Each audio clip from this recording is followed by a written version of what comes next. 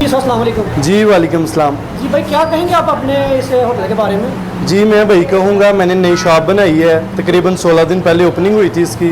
Zamzam food in के नाम से है। सबसे अच्छा रेट और सबसे अच्छी म्यारी चीज़ें मेरी शॉप पे मिलेंगी आपको।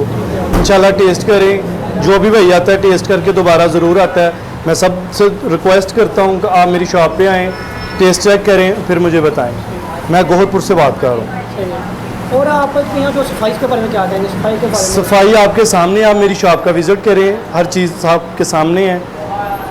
तो जो आपके रेट्स वगैरह हैं? सबसे गोहरपुर में सबसे कम मेरे रेट है। सबसे मैं 300 के 3 जिंगर दे रहा हूँ, 300 के 3 जिंगर शवार में दे रहा हूँ। ये मेरी डील है। वैसे मैं 130 का दे रहा हूँ। और कल ईद आ रही है, ईद के बारे में आप आवाम को क्या मैसेज देंगे आप? आवाम को मैसेज यही दूंगा कि आप मेरी शॉप पे आएँ।